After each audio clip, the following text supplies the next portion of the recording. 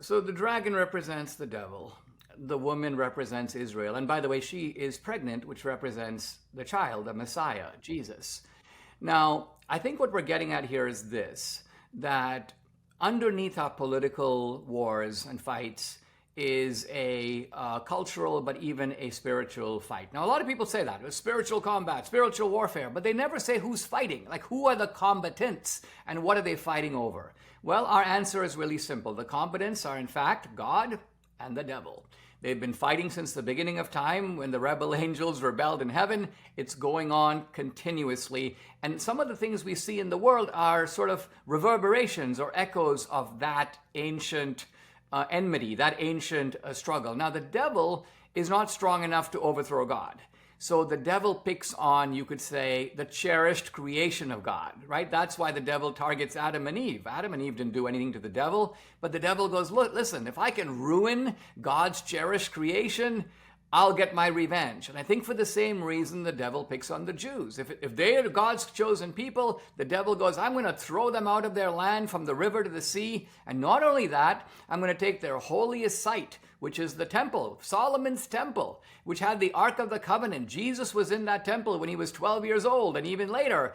And I'm going to bring the temple down and I'm going to put an Islamic victory arch called the Dome of the Rock on top of it and an Al-Aqsa mosque right next to it, almost as if the devil himself has decided, I will occupy myself the holiest site of Judaism and Christianity. And by the way, this is not just biblical speculation. You can go stand in the middle of Jerusalem and there is that victory arch right in front of you. So our goal here, Michele, is yes, we are fully engaged in the debates from the left and the right, but I want to elevate this debate and give a kind of larger biblical and even spiritual perspective here, because I think one of the good things in the aftermath of Charlie Kirk is an atmosphere of invigoration, of renewal, and I want this film to be a part of that.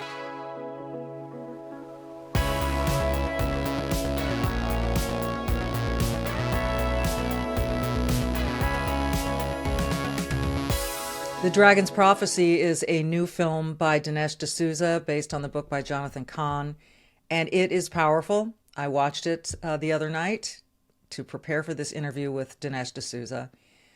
It answers the questions. Who are the Jews? Who are the Palestinians? And what is this land called Israel?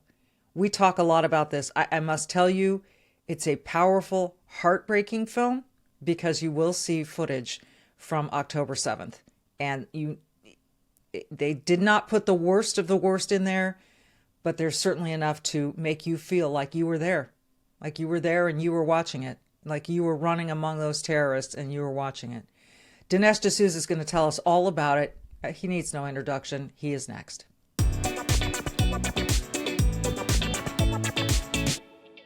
Dinesh, I must tell you, I had not seen the October 7th footage until I watched the film.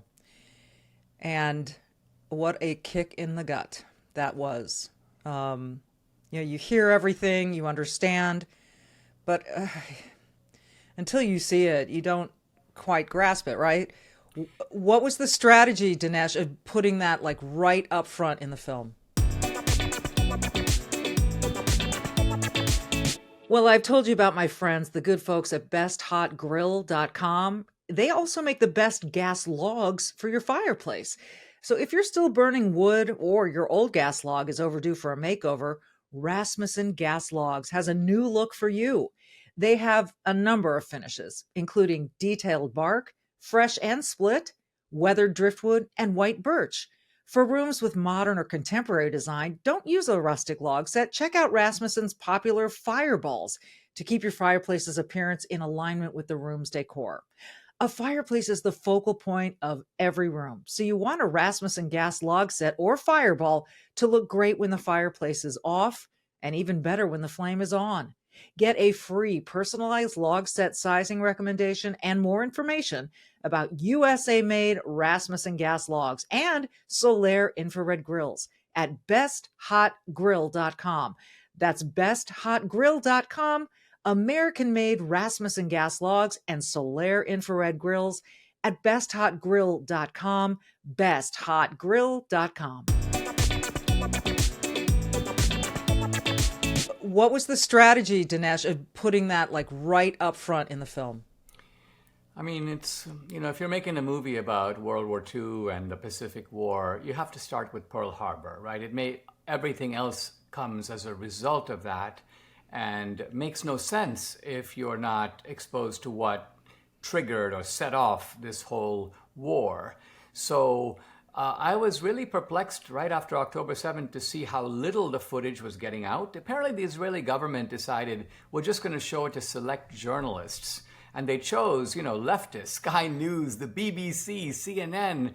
I mean, these are, propagandists, and they had no interest in the truth. So we've, in a tasteful but powerful way, assembled the footage. And remember, the footage is from Hamas. It's not taken by Israel. So right. It's kind of like you're experiencing the attack by joining the attackers on like a motorcycle going into the kibbutzes. It's quite startling, and I wanted it to have that kind of impact, and it sounds like from your experience that it did. Why did the Israeli government pick and choose who would see it? I think their argument was, number one, out of a kind of a respect for the hostage families. Mm-hmm. But look, that footage was live streamed by Hamas. It was collected actually by a number of people, and I've been on a Telegram channel for 2 years getting additional snippets, so we had a lot of it. Yeah. Some of the most brutal stuff we don't show, but we do show enough because I think, and this is really what a movie is, and it's been my style in making films, going back to 2000 Mules, I don't want to just tell you about election fraud. I want to put you at the scene of the 2020 election. There you are at night. You can see a drop box. You can see a car pull up. A guy has a big backpack full of ballots. Judge for yourself. Yeah. You see if this looks like it's on the up and up. And similarly here, you need to experience October 7th. Just knowing about it is insufficient. Yeah, I agree. I think that people, it's very, very, very difficult. And I was grateful that some of the most egregious events were not included, but it was egregious enough for me.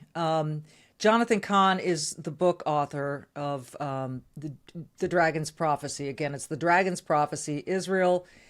My eyes are not helping me right now. It's the Dark Resurrection, I think is in the title. And the End of Days. Yes. Are we supposed to infer from that title that we are at the end of days, Dinesh? Stay right there, but let me tell you, after almost 30 years on the sidelines covering the NFL and the NBA and the Olympic Games and all of those sports, you name it, I learned that true expertise comes from consistency, not guesswork. And that's why I've partnered with Sports Corner Daily. Their free daily picks keep hitting with analysis so sharp even casual fans can win. So the NFL season is well underway, so there's no better time to jump into this. I'm telling you, get 2 expert picks sent to you every single day, absolutely free. So all you have to do is go to sportsdailypick.com, sportsdailypick.com, and sign up. It takes seconds. No cost, no risk, just smart winning insights.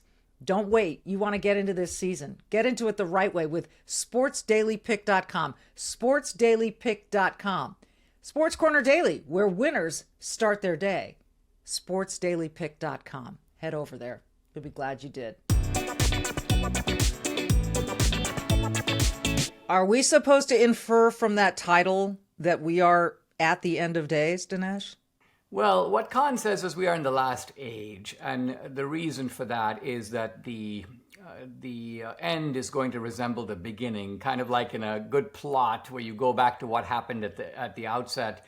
And I think one of Khan's really original and brilliant observations is that the battle between Israel and Hamas is an eerie recreation of battles described in the Bible between the Israelites and their classic enemies, the Philistines. Now, the name Philistine, Palestine, it is in fact the same name. It's the same word. But where Khan really shines is he shows it's not just the name, it's the tactics. So if I can give you an example, there's a hero in the Bible, Samson. He represents the strength of Israel. He's captured by the Philistines. First thing they do, they blind him in much the same way Israel was blinded on October 7th. The Bible says he was dragged to Gaza. So the Philistines occupied this area. It was then called Philistia. but the main city of Philistia was Gaza. And so Samson is in Gaza, and the Bible says the people of Gaza said, strip him, remove his clothes, and bring him out so we can be entertained. Interesting word. And right after October 7th, they take the hostages, strip them to the waist, bring them out. People are cheering and jumping up and down, Allahu Akbar. So Khan says that Samson is, in a way, the first hostage of Gaza. I mean, what an interesting and enlarged way to think about all this. So we begin with the gritty reality of October 7th, but then suddenly we pull back, and now you're in the world of history, biblical archaeology, a hint of biblical prophecy. So this is a film with a political dimension, to be sure. I've got interviews with like Netanyahu, Huckabee, experts, but it's also operates at the spiritual and even the biblical level. It does. The dragon represents chaos, evil, and the opposition to God's divine order. You go in and make the moral case for Israel. I'd like you to give us the nutshell moral case for Israel that you present in the film.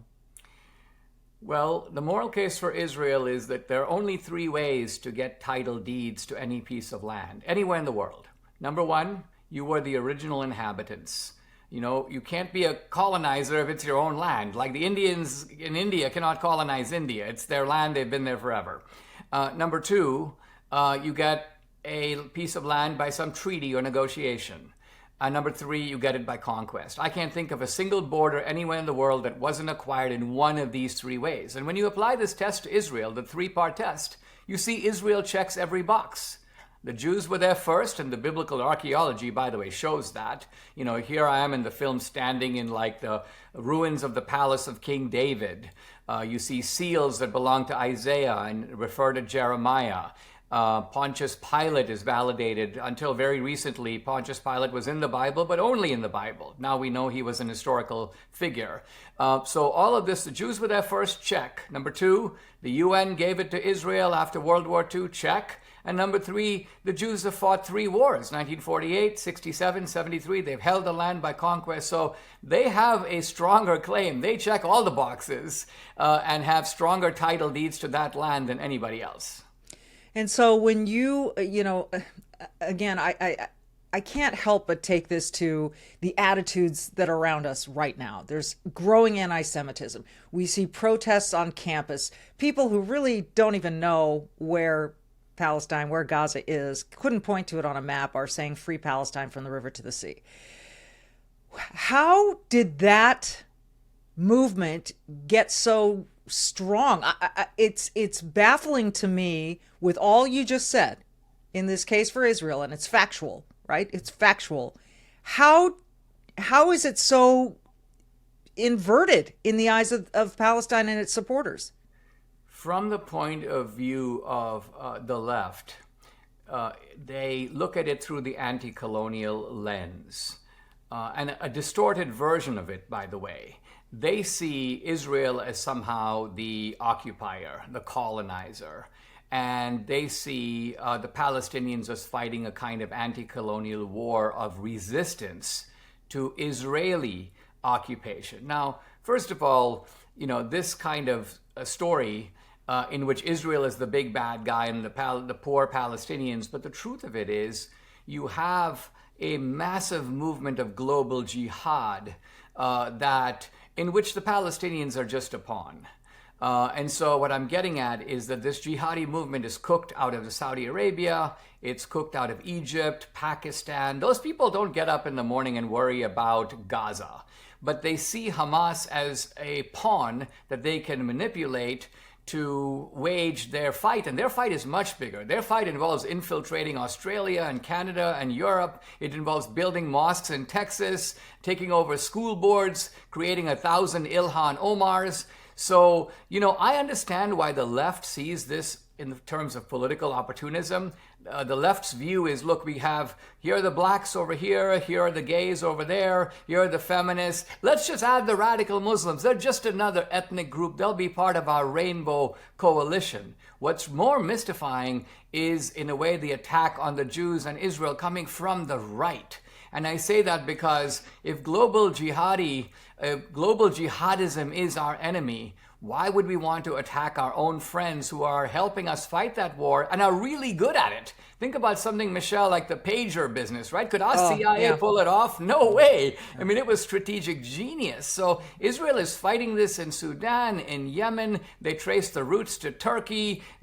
Small Israel with 10 million people is dealing with Iran, 80 million people. And so they're on the front lines doing our work. And I think we should be backing them up instead of trying to tear them down. All right, that brought two questions to mind. First, I'll go to this one. What makes Israel so good at this? You just talked about their superiority in terms of intel and planning, and that pager incident was unbelievable. It was like out of a film. What makes them so good at it? I think two things. One is they are on the scene. They're right there. So they live in the middle of this. They deal with these people all the time. And as a result, they have that kind of local knowledge. Think of the United States. We march into Afghanistan. We march into Iraq. It's like we're going to Mars. We have no idea what's going on in those places. And I think number two, because Israel is so small and fragile, there is a sort of existential threat there. And so those people live on the edge, kind of if you and I were lost in the jungle, our survival skills would be honed really fast because our survival is at stake every day. So I think those two factors, the proximity and the kind of urgency of survival, make the Israelis very lean and very tough in fighting this war. And the second thing you mentioned was the attacks on Israel coming from the right. And it's mystifying to me as well. What do you think started that? I don't entirely know, but I do know that it's very destructive. And I do think it's hurting not just Israel or even America. It's hurting MAGA. I mean, it is actually tearing apart the Trump coalition, not only ideologically, but generationally. It's cutting off young people. You got a lot of young people today, and they haven't grown up in the America of their parents.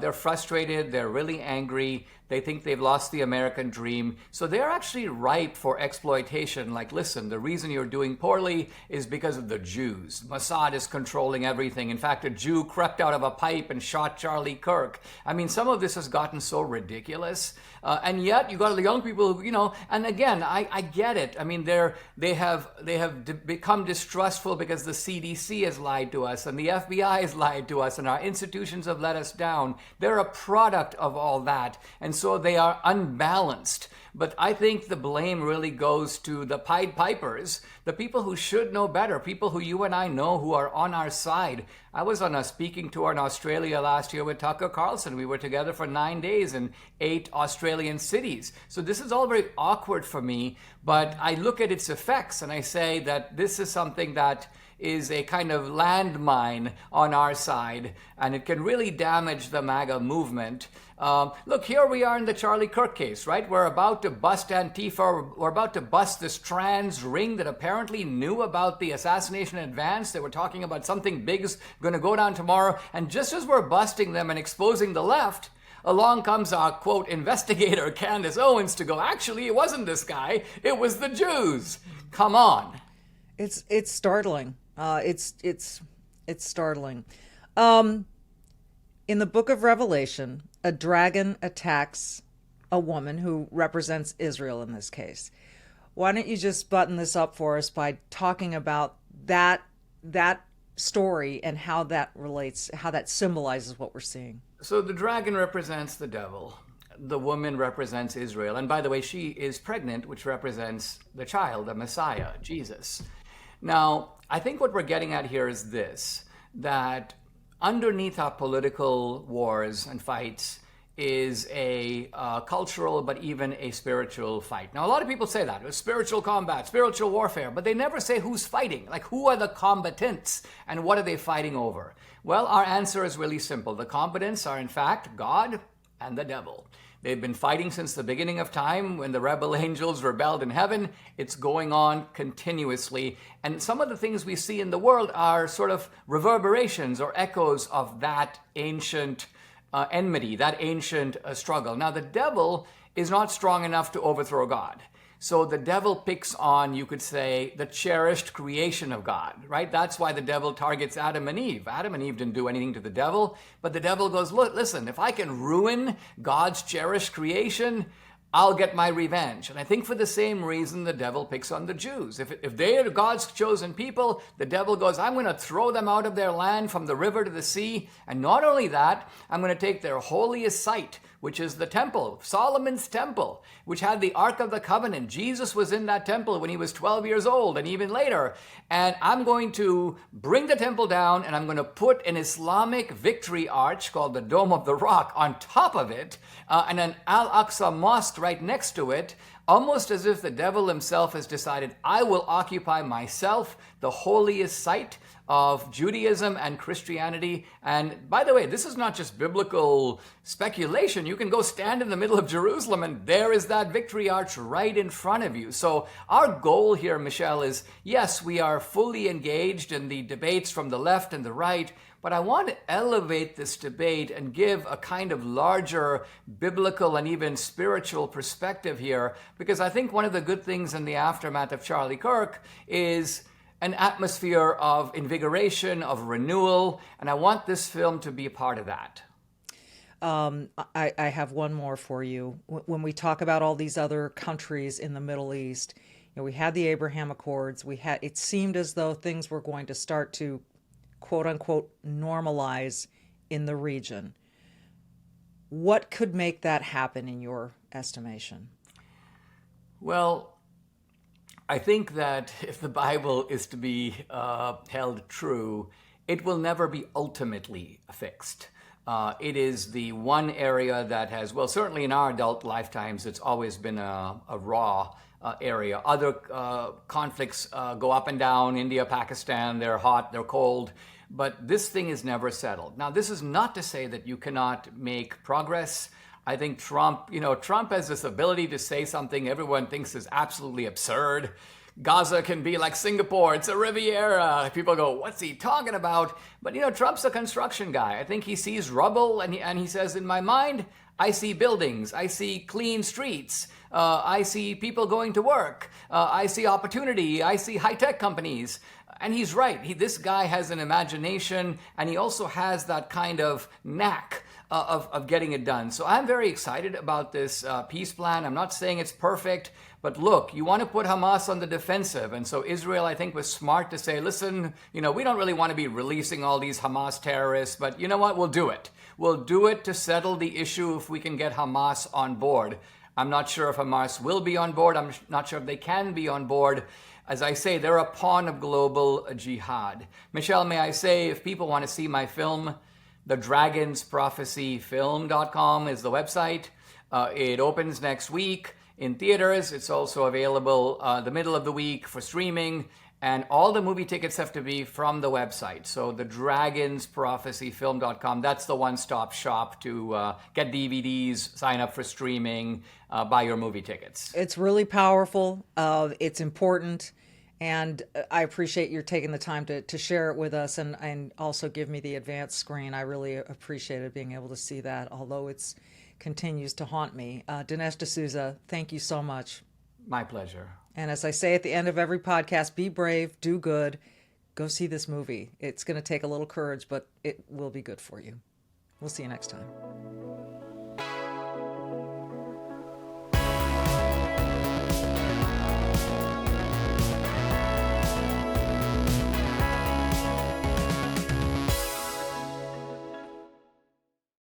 Hey, you can keep up with the Trump administration when you subscribe to the Trump Report. It's an email that brings you daily highlights from the Oval Office right to your inbox 5 days a week. Subscribe today at SalemPodcastNetwork.com/Trump.